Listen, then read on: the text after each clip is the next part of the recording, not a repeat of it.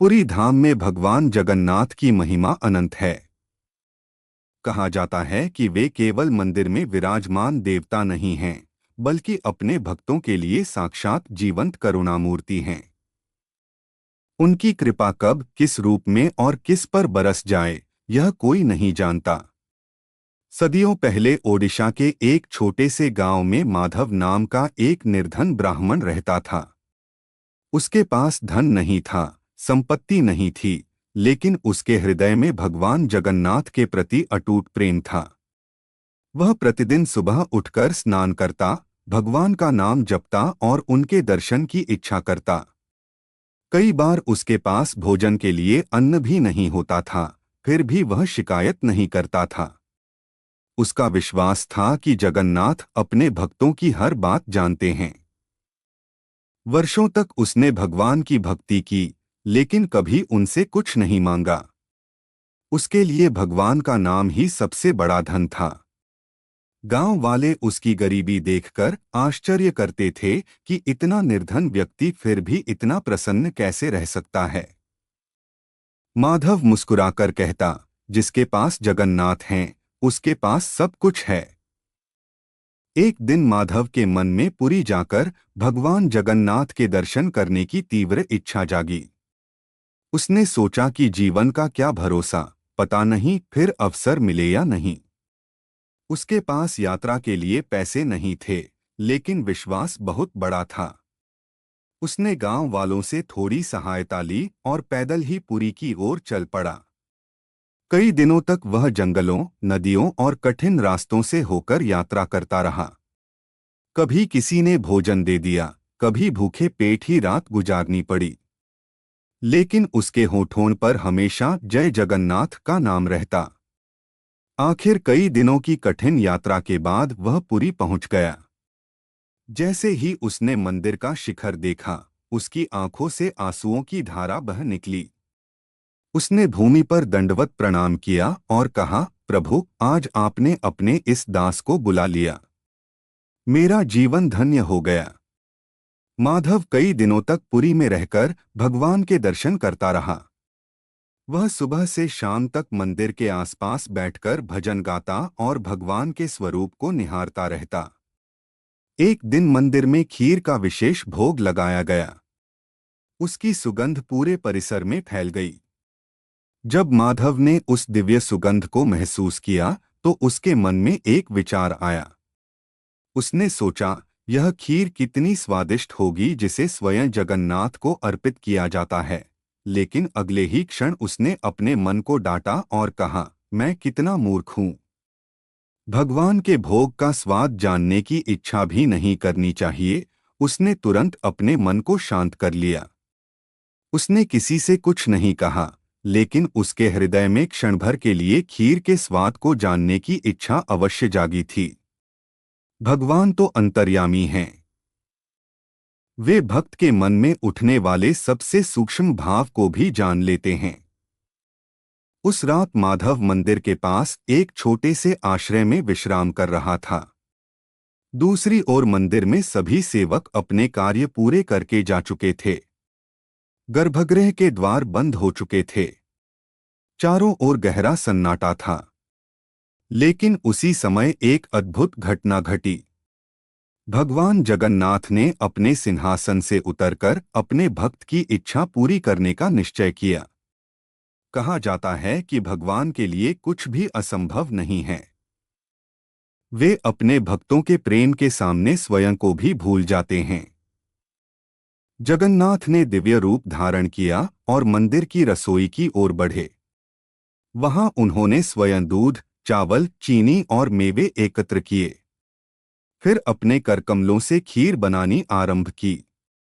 पूरी रसोई दिव्य प्रकाश से भर गई। ऐसा लग रहा था मानो देवता स्वयं इस अद्भुत लीला को देखने के लिए आकाश से उतर आए हों। भगवान बड़े प्रेम से खीर बना रहे थे। वे बार बार उसे चलाते और मुस्कुराते थे। उनके मन में केवल एक ही भाव था कि उनके प्रिय भक्त माधव के मन में खीर का स्वाद जानने की इच्छा जागी थी। भक्त ने मांगा नहीं था, केवल मन में एक भाव आया था और भगवान उसे पूर्ण करने के लिए स्वयं रसोइया बन गए थे। जब खीर तैयार हो गई तो उसकी सुगंध पूरे वातावरण में फैल गई। वह कोई साधारण खीर नहीं थी। उसमें भगवान के प्रेम, करुणा और कृपा का अमृत मिला हुआ था। भगवान ने एक सुंदर पात्र में खीर रखी और रात के अंधकार में अपने भक्त की ओर चल पड़े। उनके चरणों की ध्वनि भी किसी को सुनाई नहीं दी। वे चुपचाप उस स्थान पर पहुंचे जहां माधव विश्राम कर रहा था। माधव गहरी नींद में था। अचानक उसे ऐसा लगा जैसे कोई मधुर आवाज उसे पुकार रही हो। उसने आंखें खोली तो सामने एक दिव्य पुरुष को खड़ा देखा। उनके चेहरे पर अद्भुत तेज था और हाथ में खीर का पात्र था। वह कुछ समझ नहीं पाया। उस दिव्य पुरुष ने मुस्कुराकर कहा, माधव, यह खीर तुम्हारे लिए है। इसे ग्रहण करो। माधव ने आश्चर्य से पूछा, आप कौन हैं?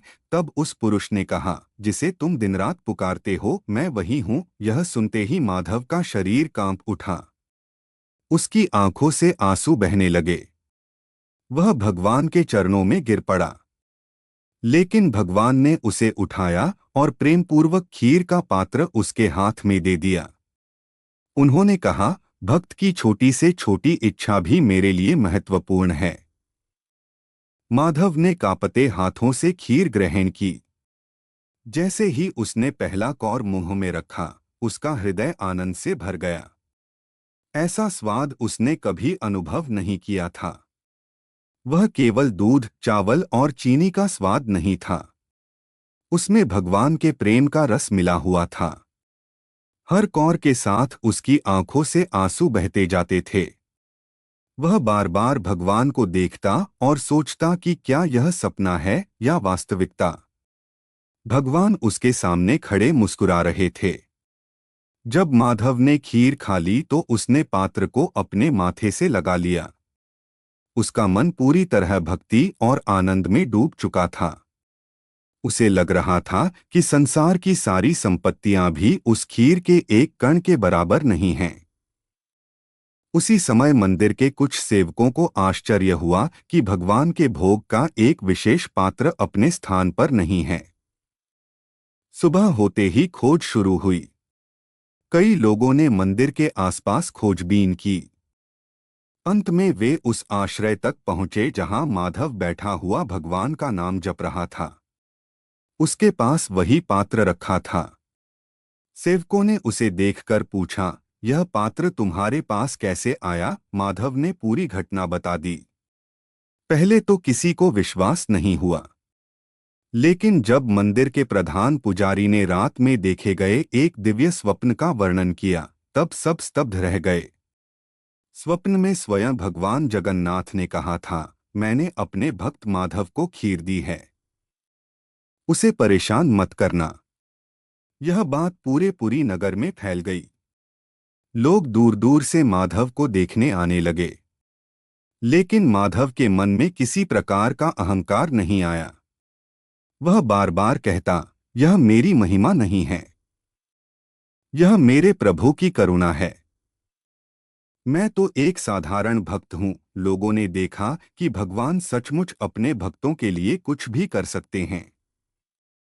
उस दिन से माधव की कथा श्रद्धा के साथ सुनाई जाने लगी। जो भी यह कथा सुनता, उसके मन में भगवान के प्रति विश्वास और प्रेम बढ़ जाता। सभी समझ गए कि भगवान को बड़े यज्ञ, बड़े दान और बड़े प्रदर्शन नहीं चाहिए। उन्हें केवल सच्चा प्रेम चाहिए। समय बीतता गया, लेकिन उस घटना की स्मृति कभी धुंधली नहीं हुई। पुरी के भक्त जब भी भगवान के भोग की खीर देखते, उन्हें माधव की याद आ जाती। वे सोचते कि जिसने मन में उठी एक छोटी सी इच्छा के लिए अपने भक्त को खीर खिलाने हेतु स्वयं रसोई में प्रवेश किया, वह भगवान कितना दयालु होगा। इस कथा ने हजारों लोगों को भक्ति के मार्ग पर चलने की प्रेरणा दी। लोगों ने सीखा कि भगवान के सामने कभी दिखावा नहीं चलता। वे केवल हृदय की सच्चाई देखते हैं। यदि प्रेम सच्चा हो तो भगवान स्वयं भक्त के द्वार पर आ जाते हैं। आज भी जब भक्त भगवान जगन्नाथ का नाम लेते हैं, तब यह विश्वास उनके हृदय में जाग उठता है कि प्रभु अपने भक्तों को कभी नहीं भूलते। वे उनकी हर पीड़ा, हर भावना और हर छोटी इच्छा को जानते हैं। यदि भक्ति निष्काम हो, प्रेम निर्मल हो और विश्वास अटल हो, तो भगवान स्वयं अपने भक्त की सेवा करने लगते हैं। जगन्नाथ द्वारा अपने भक्त के लिए खीर बनाने की यह दिव्य कथा हमें यही सिखाती है कि ईश्वर के लिए सबसे प्रिय वस्तु भक्त का प्रेम है। धन, वैभव और शक्ति का महत्व उनके सामने नहीं है। जो भक्त सच्चे मन से उन्हें पुकारता है, उसके लिए भगवान किसी भी सीमा तक जा सकते हैं। यही जगन्नाथ की अनंत करुणा और भक्तवत्सलता का सबसे सुंदर प्रमाण है।